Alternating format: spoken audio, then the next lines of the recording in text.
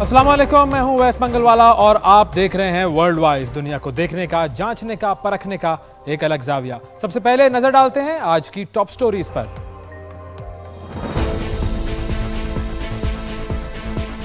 भारत खिसियानी बिल्ली बन गया, ट्रॉफी टूर पर ऐतराज।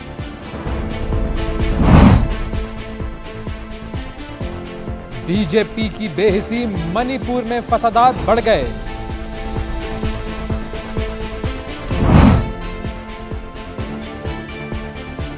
ईरान में खवातीन के लिए कुछ खास क्लिनिक खुल गए।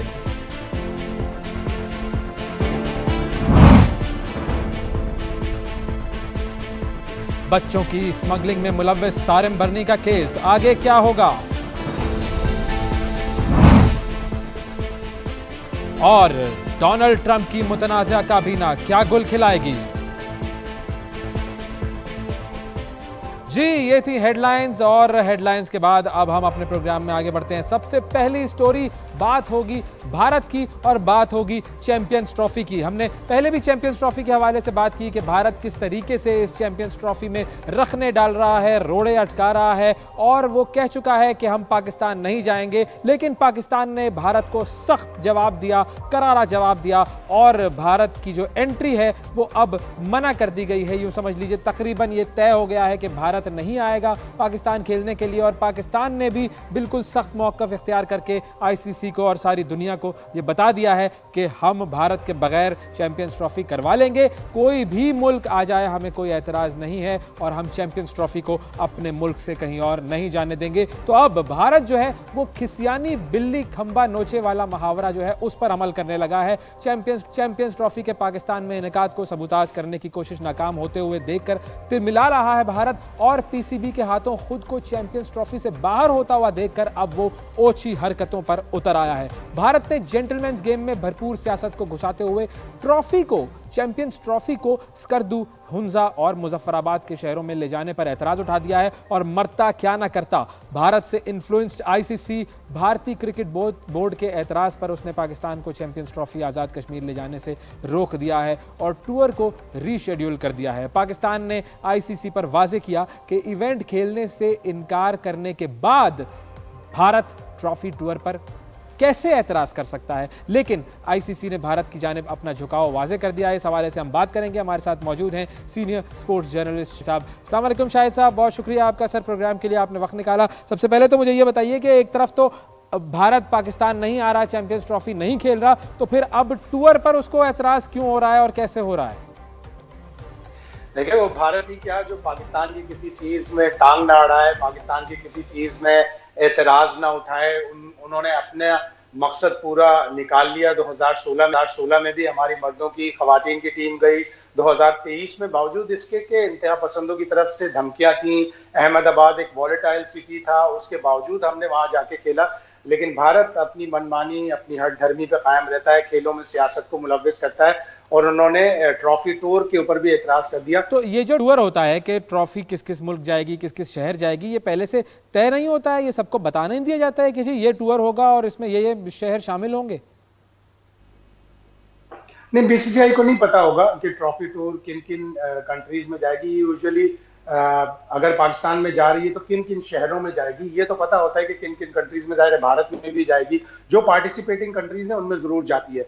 उसके अलावा भी एक आध वो देखते हैं कि जहां पे क्रिकेट थोड़ा सा बूमिंग स्टेज पर है, जहां पर फरोग हो रहा है क्रिकेट, तो वहां पे भी ले जाते हैं। ये पता तो होगा भारत को कि पाकिस्तान आने जा रहा है, पाकिस्तान होस्ट भी है, और लेकिन ये नहीं पता होगा कि किन किन जगहों पे जाना है। थोड़ी सी, जिस तरह मैंने कहा ना कि आईसीसी से और पीसीबी से गलती हो गई। पीसीबी को आईसीसी से पहले ये ट्वीट नहीं करना चाहिए था कि इन जगहों पे जा रही है, पहले एक तय कर लेते सही से, और यकीनन ये तय किया होगा आईसीसी और पीसीबी ने मिल के, लेकिन उनसे ये टेरिटरी शामिल करना मेरे हिसाब से गलती हो गई। उन्होंने इंडिया को तो ये अब फिर आईसीसी ने पीसीबी को क्या जवाब दिया है? आईसीसी ने उसका जवाब दिया। आईसीसी ने कहा ठीक है, ना तो K2 पे जा रही है ये ट्रॉफी, ना ही ये मुजफ्फराबाद जा रही है। अब ये जिन 5-6 शहरों में या शायद 7 शहरों में, कराची, रावलपिंडी, लाहौर तो चूंकि वेन्यूज हैं ही, उसके अलावा एबटाबाद में जा रही है, उसके बाद मरी में जा रही है, और एक दो जगह हैं जहां पे जा रही है। तो आईसीसी ने एक तरह से बता दिया। और उन्होंने यकीनन दरूम खाना इंडियन मीडिया को, जो 2-3 इंडिया के जर्नलिस्ट से मेरी बात हुई, उन्होंने ये बताया कि ये प्री मेच्योर पीसीबी ने अनाउंस कर दिया। लेकिन मेरे हिसाब से पीसीबी ने आईसीसी से पूछे बगैर ये ट्वीट नहीं। लेकिन ये पीसीबी के लिए एक तरीके से यूं कह लीजिए कि बैकफुट पर चले गए हम, और हमने जो है वो अपना जो ट्रॉफी टूर है वो भारत के एतराज़ करने पर जो है वो आईसीसी के ज़ाहिर है हुक्मनामा जब आ जाए तो फिर हमें ये करना पड़ता है। अब मुझे ये बताएं, अगर हम इसको थोड़ा सा फ्लिप साइड देखें, इसकी दूसरी साइड देखें, सिनेरियो थोड़ा चेंज करते हैं हम। अगर भारत में कोई आईसीसी का टूर्नामेंट हो रहा होता और भारत ये जो ट्रॉफी टूर है उसमें मकबूजा कश्मीर में अगर ट्रॉफी लेके जा रहा होता, तो फिर हम क्या करते? अगर इसी तरह ये ट्रॉफी इंडिया की सरपरस्ती में जम्मू कश्मीर जाती, जो इंडियन साइड वाला कश्मीर है, तो हमें भी यकीनन एतराज होता। हमने इस सारी वॉलेटाइल सिचुएशन में सारी चैंपियंस ट्रॉफी का जो एक तनाजा चल रहा है, स्टैंड ऑफ चल रहा है, उसमें हमने एक छोटा सा उनको मौका दे दिया और उन्होंने कैश किया आईसीसी के ऊपर। हमारी मर्जी है, हम जहां भी इस ट्रॉफी को लेकर जाना चाहें। अगर सपोज भारत मकबूजा कश्मीर में अपनी ट्रॉफी को इस तरीके से लेके जा रहा होता ट्रॉफी टूर पर, और हम एतराज करते, तो प्रैक्टिकली मुझे बताएं, आईसीसी क्या हमारे एतराज पर भारत से कह सकता था कि आप मकबूजा कश्मीर ट्रॉफी न लेकर जाएं? आईसीसी को मनवाना पड़ता। पाकिस्तान क्रिकेट बोर्ड कहता कि ये एक डिस्प्यूटेड टेरिटरी है, इस यहाँ पे इंडिया की एट्रोसिटीज हैं, यहाँ पे इंडिया इश्तियाल अंगेजी करता है, वहाँ के लोगों को उनकी हक राय दही इस्तेमाल नहीं करता। 2019 के बाद से उन्होंने उसका जो इंडिपेंडेंट स्टेटस था वो भी विड्रॉ कर लिया। तो पाकिस्तान यकीनन ऑब्जेक्ट करता और आईसीसी को फिर ये उसमें भी आईसीसी को बैकफुट पे जाना।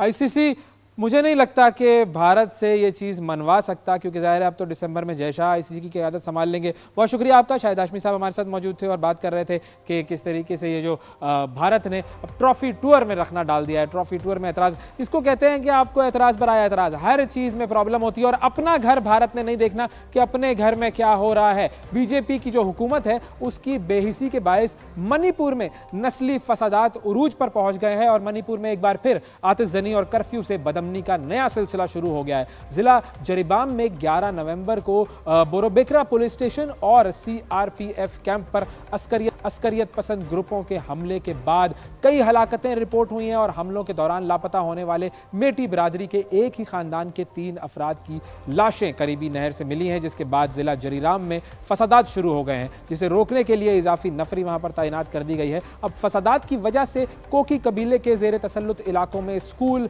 कॉलेज, ट्रांसपोर्ट ये सब मुकम्मल तौर पर बंद कर दिया गया है और तशद्दुद की इस लहर में तकरीबन 6000 से ज़ायद अफराद अपने घरों से बेघर हो गए हैं। और यूरोपीय पार्लियामान में मणिपुर फसादात पर इजलास के बावजूद भारत मुकम्मल खामोश है और उसके कानों पर जूं तक नहीं रेंग रही है। 1949 में भारत का हिस्सा बनने वाले मणिपुर के लिए तनाज़ात कोई नई बात नहीं है। कई दिहाइयों से रियासत में मुख्तलिफ बरादरियों के दरमियान लड़ाई जारी है और रियासत में अलहदगी की हवा चल पड़ी है, क्योंकि यके बाद दीगरे आने वाली हुकूमतें रियासत में तनाज़े की बुनियादी वजह को हल करने में नाकाम रही हैं और नई दिल्ली में इक़्तिदार पर हुक्मरानी करने वालों ने हमेशा इस जगह को नज़रअंदाज किया है। नस्ल परस्ती और इम्तियाजी सलूक के बायस इलाके में अस्करियत पसंदी परवान चढ़ चुकी है और मणिपुर के मकामियों का मानना यह है कि उसे नाकाम रियासत कहना तो बहुत छोटी सी बात है। यहाँ पर तालीम, कारोबार, कोई बुनियादी अस्पताल, इंसानी जान और माल की हिफाजत करने वाला कोई भी नहीं है और अब मकामी लोग हुकूमत से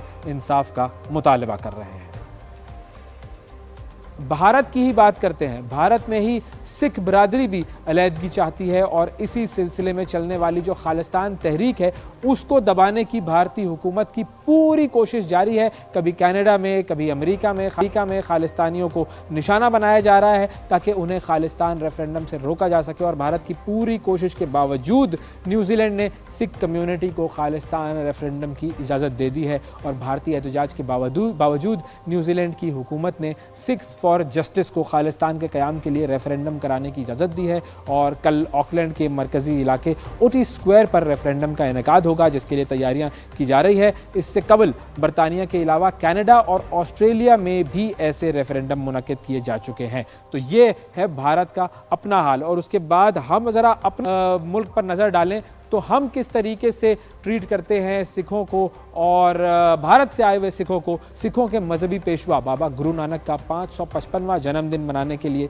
3000 के करीब इंडियन सिख यात्री पाकिस्तान में हैं। पाक बाबा गुरु नानक के जन्मदिन की मरकज़ी तकरीब 15 नवंबर को गुरुद्वारा जन्म स्थान ननकाना साहब है वहाँ पर हुई और इस मौके पर सिख जो यात्री थे उनको बेहतरीन मेडिकल, रिहायशी और सफरी सहूलियात के साथ साथ फुल प्रूफ सिक्योरिटी भी उनको फराहम की गई। हमारे नुमाइंदे शेख सलमान जो हैं वो हमें तफसील बताएंगे। जी शेख साहब बताइए कि जो ननकाना साहब में क्या माहौल है और क्या एक्टिविटीज़ हुई? बिल्कुल, तकरीबात का आगाज़ अखंड पाठ की रस्म से हुआ जिसमें मुख्तलिफ ममालिक और अंदरून मुल्क से हज़ारों सिख यात्रियों ने शिरकत की और अपनी मजहबी रसूमात अदा की। इस मौका पर पाकिस्तान की तरक्की व खुशहाली, अमन व अमान और दुनिया भर में रवादारी के फ़रोग़ के लिए ख़ुसूसी अरदास की गई। सिख यात्रियों ने गुरुद्वारा जन्मस्थान समेत ननकाना साहब शहर में वाक़या 7 गुरुद्वारा की यात्रा की और वहाँ पर अपनी मजहबी रसूमात अदा की। हुकूमत पाकिस्तान की तरफ से वैक्यू ट्रस्ट प्रॉपर्टी बोर्ड ने ज़िली इंतज़ामिया के तावन से सिख यात्रियों के क़याम ट्रांसपोर्टेशन, मेडिकल, लंगर और सिक्योरिटी के बेहतरीन इंतजाम किए हैं। गुरुद्वारा जन्मस्थान में सिख यात्रियों की सहूलत के लिए 18 मुख्तलिफ महकमों के 2000 से ज़ायद एहलकार ड्यूटी के फ़राइज़ सर अंजाम दे रहे हैं। सिख यात्रियों ने तकरीबात के लिए मिसाली इंतजाम करने पर हुकूमत पाकिस्तान और ज़िली इंतज़ामिया का शुक्रिया अदा किया है। ज़िली इंतज़ामिया की तरफ से जन्मदिन की इन तकरीबात के मौका पर गुरुद्वारा जन्मस्थान समेत 7 गुरुद्वारों और ननकाना साहब शहर को दुल्हन की तरह सजा दिया गया है। इन तकरीबात में शिरकत के लिए 3000 के करीब भारतीय सिख यात्री गुरुद्वारा जन्मस्थान पहुंच गए हैं, जहां पे वो अपनी मजहबी रसूमात की अदायगी में मसरूफ़ है। सिख यात्री इन तकरीबात के मरकज़ी प्रोग्राम नगर कीर्तन में शिरकत करेंगे। सिख यात्रियों से जब हमारी बात हुई तो उनका कहना है कि वो हुकूमत पाकिस्तान के इंतज़ाम पर बहुत ज़्यादा खुश हैं और इनका बार बार पाकिस्तान आने को दिल करता है। जी शेख सलमान हमारे साथ मौजूद थे और हमें बता रहे थे कि किस तरीके से ननकाना साहब में गुरु नानक की जो जन्मदिन की तकरीबात हैं, 555वां जन्मदिन, उसके हवाले से पाकिस्तानी हुकूमत ने क्या इंतज़ामात किए और किस तरीके से वो जो सिख यात्री भारत से आए हैं वो पाकिस्तान में आने पर बहुत ज़्यादा खुश हैं। तो ये हमारा तरीक़ाकार है और दूसरी तरफ भारत का जो तरीक़ाकार है वो आप सब देख ही रहे हैं, हम आपको बताते रहते हैं। अब ज़रा एक और मुल्क का रुख करते हैं और ये मुल्क भी हमारा पड़ोसी मुल्क है। ये मुल्क है जी ईरान, और ईरान में एक बड़ा इंटरेस्टिंग मामला हुआ है। ईरान में क्योंकि हो ये रहा था कि हिजाब के हवाले से जो कवानीन थे उस पर बहुत एतराज़ किया जा रहा था ख़वातीन की तरफ से, और उन कवानीन के हवाले से मामला जो है वो थोड़ा सा गंभीर हो गया था, क्योंकि हमने ईरान में ये देखा कि हिजाब से इन्हिराफ की जो हालिया लहर है 2022 में 22 साला जो महसा अमीनी थी उसकी पुलिस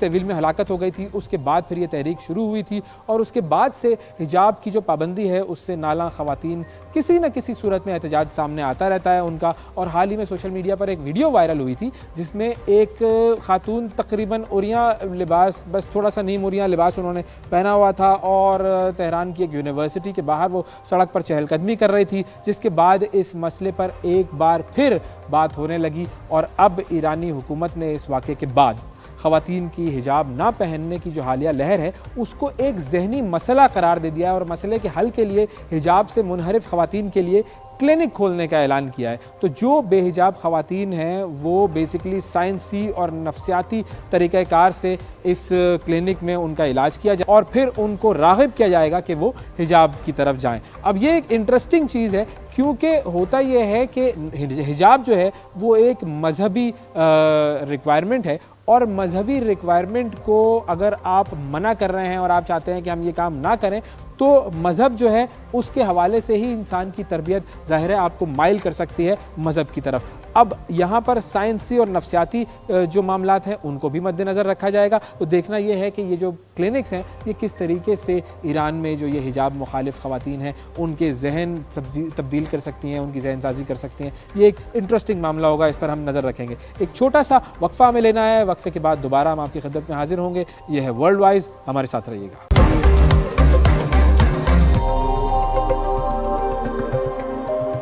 वेलकम बैक। ब्रेक के बाद एक मरतबा फिर वर्ल्ड वाइज में आपको खुशामदीद कहते हैं और अब बात करते हैं एक ऐसे केस की कि जिसकी वजह से हम सब शर्मसार हैं और ये मामला है बच्चों की बैरून मुल्क स्मगलिंग का। जी, बच्चों की बैरून मुल्क स्मगलिंग और दस्तावेज़ात में रद्दोबदल के मुकदमे में समाजी कारकुन सारम बर्नी और उनकी अहलिया आलिया सारम बर्नी और दीगर मुल्ज़िमान के खिलाफ FIA के हतमी चालान अदालत में जमा करवा दिए गए हैं। पाकिस्तान में बच्चों की किफ़ालत करने वाले इदारों का चेक एंड बैलेंस किस तरह किया जाता है, ये पूरा मामला है क्या, किस तरीके से इसने, जो कि सारम बर्नी साहब का इदारा था, इनके इदारे ने किस तरीके से बच्चों के जो डॉक्यूमेंट्स थे उनमें रद्दबदल की और गैर कानूनी तौर पर बच्चों को स्मगल किया और पाकिस्तान से बाहर इन बच्चों को बेचा, ये पूरा इल्ज़ाम है इन पर। ये केस क्या है और इस केस में आगे क्या होगा, इस हवाले से हम बात करेंगे। हमारे साथ माहिर कानून बैरिस्टर साद रसूल साहब मौजूद हैं। अस्सलाम वालेकुम साद साहब, बहुत शुक्रिया आपका, आपने प्रोग्राम के लिए वक्त निकाला। सबसे पहले मैं चाहूँगा कि अगर आप थोड़ा सा इस केस की तफसील हमारे नाजरीन को समझा दें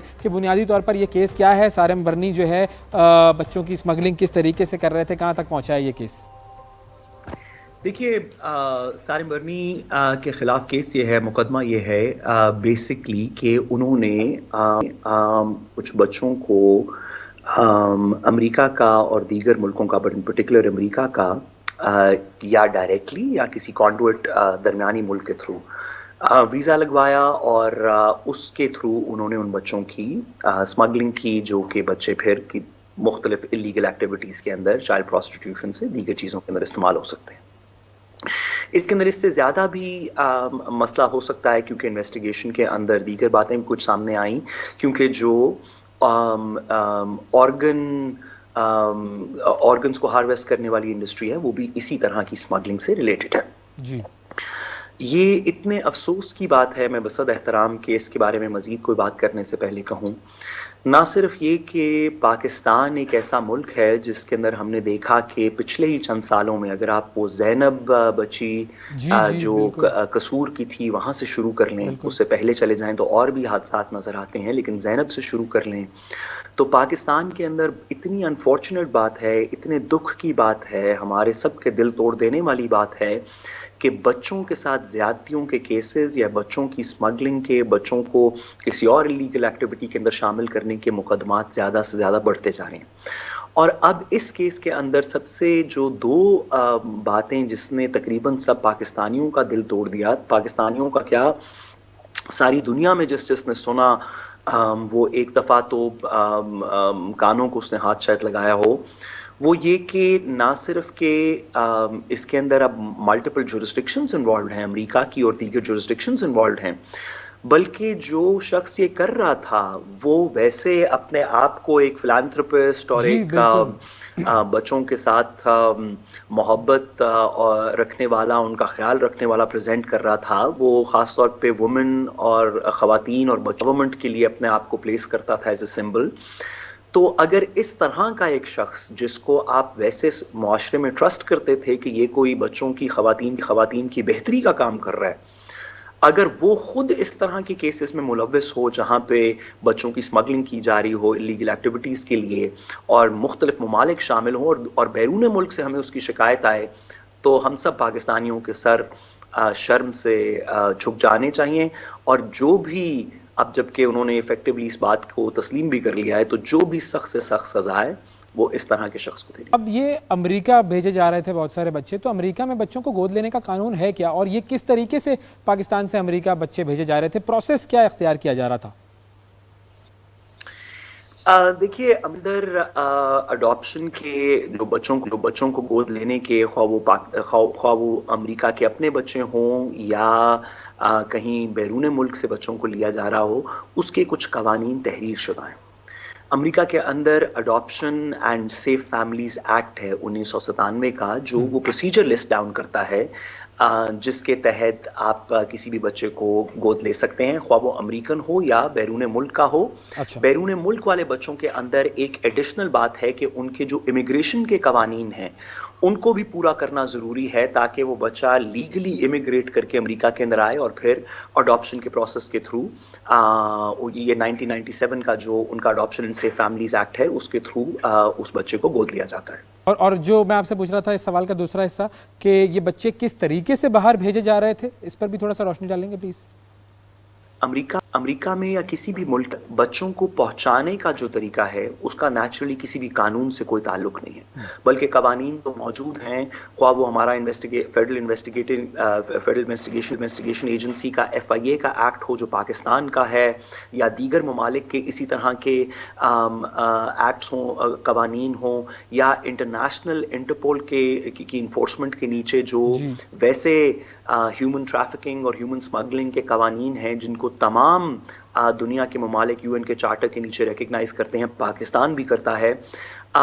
इन तमाम कवानीन के होते हुए अमेरिका के अंदर या किसी भी मुल्क के अंदर बच्चे को स्मगल करना एक प्योरली इलीगल एक्टिविटी है, इसकी कोई कानूनी तरीका तो है नहीं। तो लोग करते ये हैं, और यहाँ पे भी यही पता चला बर्नी के केस के अंदर, सारिम बर्नी के केस के अंदर, कि उन्होंने फ्रॉड के थ्रू, मिस रिप्रेजेंटेशन के थ्रू, झूठ बोल के, मुख्तलिफ अपने कॉन्टैक्ट्स के थ्रू ऐसे डॉक्यूमेंट्स क्रिएट किए, ख्वाह वो बच्चों के इन्विटेशंस हों या बच्चों की कोई दीगर कमिटमेंट हो, दिखा के कि जी हम फलां चीज़ के लिए अमेरिका जा रहे हैं, कोई पढ़ने के लिए, किसी दीगर किसी कानून के नीचे जो जो अमेरिका के इमिग्रेशन कवानीन हैं, कि कागजात किसी इनविटेशन पे या किसी और प्रीटेक्स्ट के ऊपर क्रिएट किए गए, और फिर उन कागजात के थ्रू जो कि बिल्कुल ही अपने पर्सनल कॉन्टैक्ट्स और फ्रॉड के थ्रू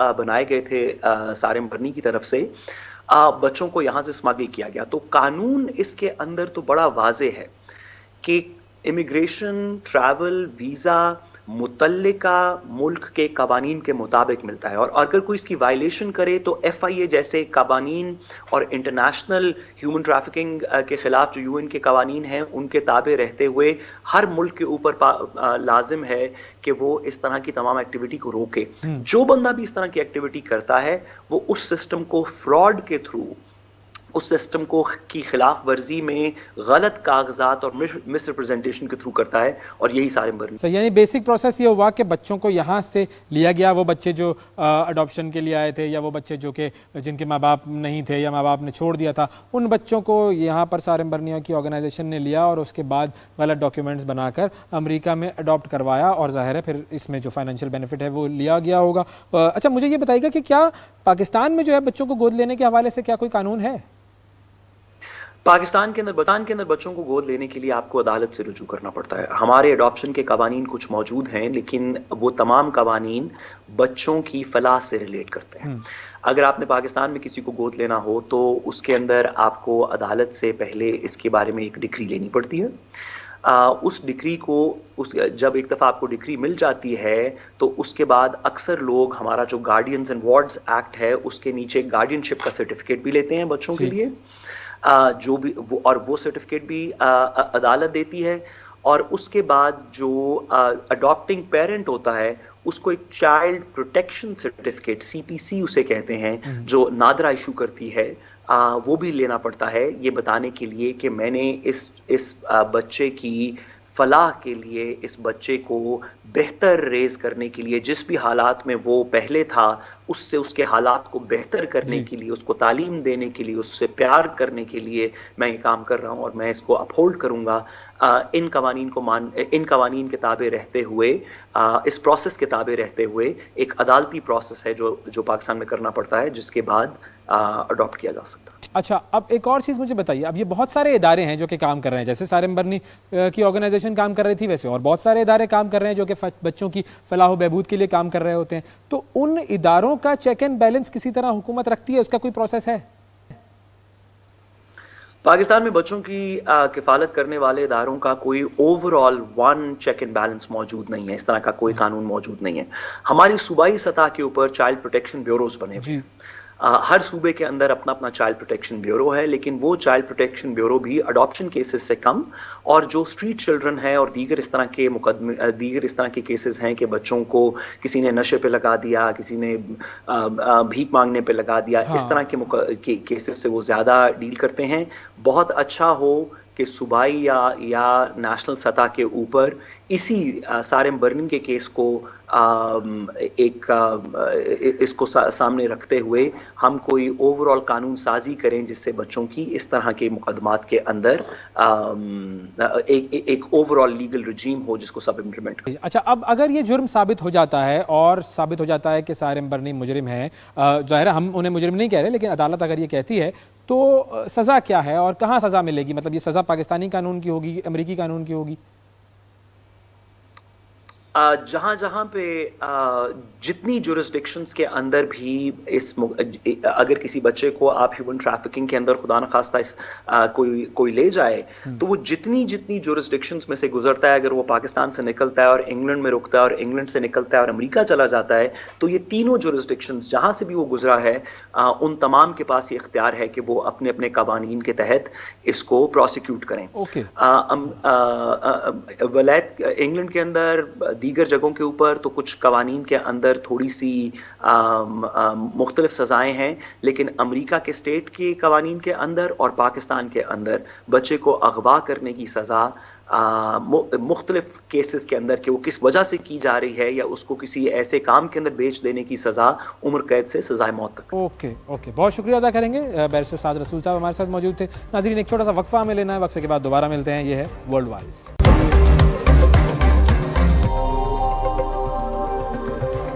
वेलकम बैक। ब्रेक के बाद एक मरतबा फिर वर्ल्ड वाइज में खुशामदीद कहते हैं आपको। अमेरिका की तरफ रुख करते हैं, जहां पर डोनाल्ड ट्रंप ने अपनी काबीना के नामों का जो है वो ऐलान करना शुरू कर दिया और ऐसे ऐसे नाम सामने आए हैं कि डोनाल्ड ट्रंप के मुखालिफिन तो क्या, डोनाल्ड ट्रंप के हामी भी परेशान हो गए हैं। कौन लोग हैं ज़रा उन पर नज़र डालते हैं, फिर इस बारे में बात भी करेंगे। जी, सबसे पहले हम बात करते हैं जी माइक हकबी की। माइक हकबी की तस्वीर लाएं ज़रा। ये है जी बंदा माइक हकबी, और ये बंदा मगरबी किनारा जो वेस्ट बैंक है उसके वजूद से ही इनकारी है। फ़लस्तीन का मुकम्मल तौर पर मुखालिफ है, इसराइल का मुकम्मल तौर पर ये हामी है और ये इसराइल नवाज समझा जाता है और सब जानते हैं ये खुलकर इसराइल की तरफदारी करता है ये शख्स। और उसके बाद जो है वो ये बंदा जो है ये मीडिया पर ये बात कह चुका है कि जी मैं तो कोई 2 स्टेट सोल्यूशन वगैरह नहीं मानता हूँ और फ़लस्तीन को तो मैं मानता ही नहीं हूँ, जो कुछ है वो सिर्फ और सिर्फ इसराइल है। दूसरा शख्स जिसकी बात करेंगे हम वो है स्टीव विटकॉफ। अब ये जो स्टीव विटकॉफ है ये एक रियल स्टेट टाइकून है, बहुत बड़ा जो है वो अमीर बंदा है, डोनाल्ड ट्रंप का ये करीबी दोस्त है और इसको जो है वो मशरिक़ वुस्ता के लिए खुसूसी एलची नामजद किया गया है। कोई इसका तजर्बा नहीं है इस तरह के कामों का, लेकिन इसको डोनाल्ड ट्रंप ने चुन लिया है। अगला नाम जॉन रैटक्लिफ जी, ये है जी जॉन रैटक्लिफ, और डोनाल्ड ट्रंप की जानिब से ये 2020 से लेकर 2021 तक, 2020 से 2021 तक इसको CIA का डायरेक्टर मुकर्रर किया गया था। उस पर तनकीद काफ़ी हो रही थी और अब ज़ाहिर है इसको भी ये नामजद किया गया है डोनाल्ड ट्रंप की जानिब से, तो इस पर मजीद तनकीद हो रही है कि भाई ये क्यों कंट्रोवर्शियल बंदों को रखा जा रहा है। अगला नाम है जी ली जेडलिन का। ली जेडलिन जो है ये ज्यूइश अमेरिकन शख्स है। ली जेडलिन, इसको इन्वायरमेंट प्रोटेक्शन एजेंसी जो है वो उसका सरबराह लगाया गया है और हम सब ये जानते हैं कि डोनाल्ड ट्रंप जो है वो मुकम्मल तौर पर जो ग्लोबल वार्मिंग है और इन्वायरमेंट प्रोटेक्शन है इस तरह के कामों पर बिल्कुल यकीन ही नहीं रखता है, और ये जो बंदा है अब ये आ गया है डोनाल्ड ट्रंप की काबीना में इस काम के लिए। फिर है जी इलॉन मस्क। हम सब जानते हैं इलॉन मस्क को, इसको जो है वो डिपार्टमेंट ऑफ गवर्नमेंट एफिशिएंसी दिया गया है। ये क्या काम करता है डिपार्टमेंट, इस पर हम बात करेंगे थोड़ी देर में। और ट्रंप के हवाले से हम सब जानते हैं कि ट्रंप को कितना सपोर्ट किया इसने, कितनी इसने जो है वो दौलत खर्च की, और अब ये बहुत सारे फ़ायदे भी लेगा। अच्छा जी, अगला जो नाम है वो है जी पीट हेग्सेथ का। ये बंदा जो है वजारत दिफा के लिए नामजद किया गया है। शदीद कंट्रोवर्शियल बंदा है ये, इंतहाई कंट्रोवर्शियल बंदा है ये। फॉक्स न्यूज़ का एंकर भी रहा है और ट्रंप का बहुत बड़ा हामी है। अमेरिकी फ़ौज में भी ये शख्स रहा है और लेकिन अब ज़ाहिर है अमेरिकी फ़ौज को किस तरीके से ये कंट्रोल करेगा ये एक बहुत बड़ा क्वेश्चन है। बहुत सारे अमेरिकी इस चीज़ पर एतराज़ कर रहे हैं। इसके बाद है जी क्रिस्टी नोएम। क्रिस्टी नोएम जो है ये अमेरिकी रियासत साउथ डकोटा की गवर्नर, और उन्हें ट्रंप ने दाखिली सलामती की वज़ीर बनाने का इरादा किया है। और क्रिस्टी जो है उसके पास भी मुल्क की सलामती और इस तरह के उमूर का किसी किस्म का कोई भी तजर्बा नहीं है। फिर है जी मार्को रोबियो। मार्को रोबियो जो है वो सेक्रेटरी खारजा के अहम ओहदे के लिए चुना गया है और माजी में ये ट्रंप का मुखालिफ था, शदीद मुखालिफ था, और अब जो है वो ट्रंप ने इसको अपने साथ मिला लिया है और इंडिया की हिमायत करता है। ये बंदा मुकम्मल तौर पर पाकिस्तान का मुखालिफ है ये शख्स, और इसने एक बिल भी इंट्रोड्यूस किया था अमेरिका में जो कि पाकिस्तान मुखालिफ बिल था। तो ये जो लोग हैं ये आ गए हैं जी डोनाल्ड ट्रंप की काबीना में। अब क्या करेंगे ये अमेरिका में, ये तो वक्त बताएगा। अच्छा, अब हमारे साथ मौजूद हैं अमेरिका से दानियाल हसन साहब जो कि सीनियर सहाफ़ी हैं, उनसे हम बात करते हैं इस हवाले से। अस्सलाम वालेकुम दानियाल, बहुत शुक्रिया आपने प्रोग्राम के लिए वक्त निकाला। अब ये बड़े मुतनाज़ा नाम है। सबसे पहले अगर हम बात करें इलॉन मस्क की बात कर लेते हैं, डिपार्टमेंट ऑफ गवर्नमेंट एफिशिएंसी, इसके बारे में बताएं ये क्या करेगा। वैसे आई थिंक आपने ऑन पर्पस फ्लोरिडा से मुझे चूज़ किया क्योंकि जो कैबिनेट में डोनाल्ड ट्रंप के मेंबर्स जिन्होंने अभी अपॉइंट किए हैं और ख़ास पे कहा है कि जब वो 20 जनवरी को हल्फ उठा लेंगे उसके बाद ये जो नॉमिनीज़ हैं वो उनके कैबिनेट का हिस्सा होंगे, उनका बेशतर का ताल्लुक फ्लोरिडा से है। ट्रंप का जो मेन मोटो रहा है इलेक्शन से पहले वो ये रहा है कि इन्फ्लेशन को किस तरह कंट्रोल करना है और बॉर्डर को किस तरह कंट्रोल करना है। सो इलॉन मस्क का सबसे पहला काम तो ये होगा कि जो उन्होंने बयान किया अपने स्टेटमेंट्स में कि वो जो फेडरल स्पेंडिंग है अमेरिकन हुकूमत की वो तकरीबन 1/3 कम करे। ये दिलचस्प काफ़ी बात है क्योंकि बेशतर जो फेडरल फंडिंग होती है गवर्नमेंट की उसका एक्सपेंडिचर जो है वो अमेरिकन के ऊपर खर्च होता है, चाहे वो मेडिकेयर हेल्थ के ऊपर शामिल हो, चाहे वो सोशल सिक्योरिटी पे शामिल हो। और क्योंकि ये कोई कॉन्स्टिट्यूशनल पोजीशन नहीं है, देखना ये होगा कि वो कितना इम्प्लीमेंट कर सकते हैं।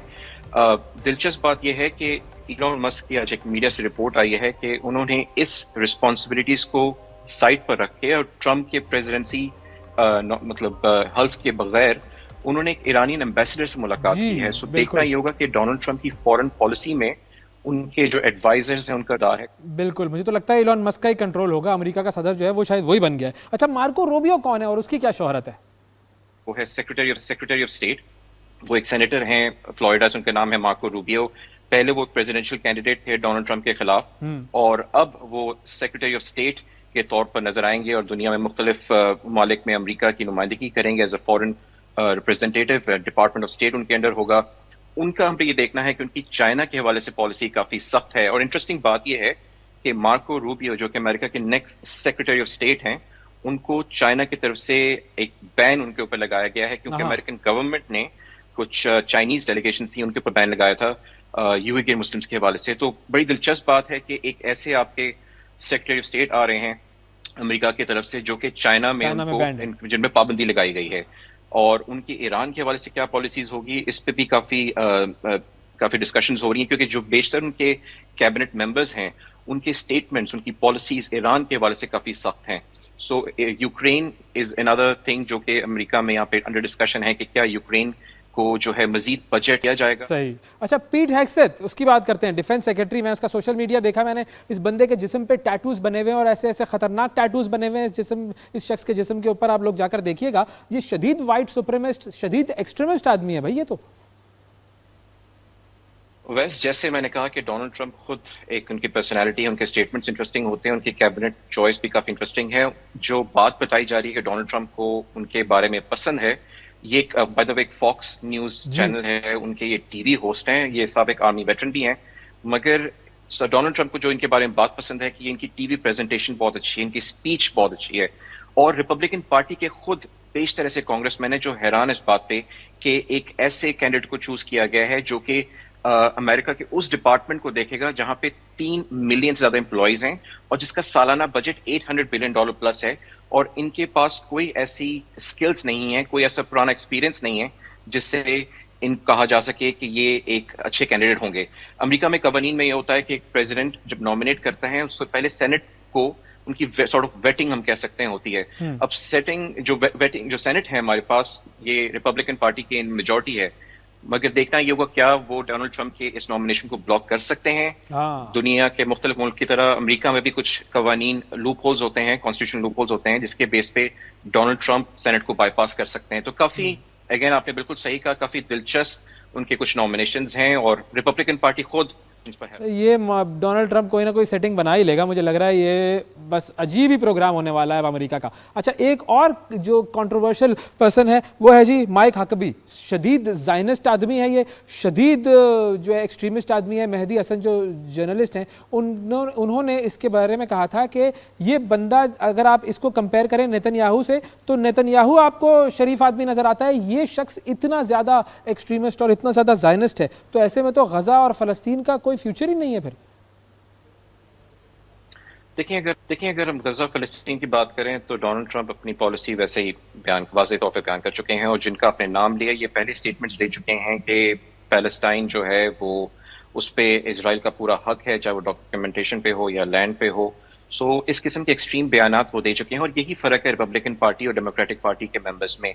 रिपब्लिकन पार्टी में नॉट अ सिंगल कांग्रेसमैन जो है आगे आए इस कॉन्फ्लिक्ट के दौरान पिछले अक्टूबर 7 से ऑनवर्ड्स, और किसी एक रिपब्लिकन पार्टी के मेंबर ने नहीं कहा कि सीज फायर होनी चाहिए। एज कंपेयर के तकरीबन 20 to 30% डेमोक्रेट्स ऐसे थे जिन्होंने सीज फायर के लिए रिक्वेस्ट की। देखना ये होगा ये क्या फेस वैल्यू के तौर पर इनको नॉमिनेट किया जा रहा है, क्योंकि जो स्टेटमेंट्स डोनाल्ड ट्रंप ने पहले दिए हैं खासतौर पर फलस्तीन और इसराइल के हवाले से कि वो एक सीज फायर चाहते हैं, मगर उन्होंने ये भी ऐसे बयान दिए हैं कि बेंजामिन नेतन्याहू जो हैं ऑपरेशंस को कंप्लीट करें।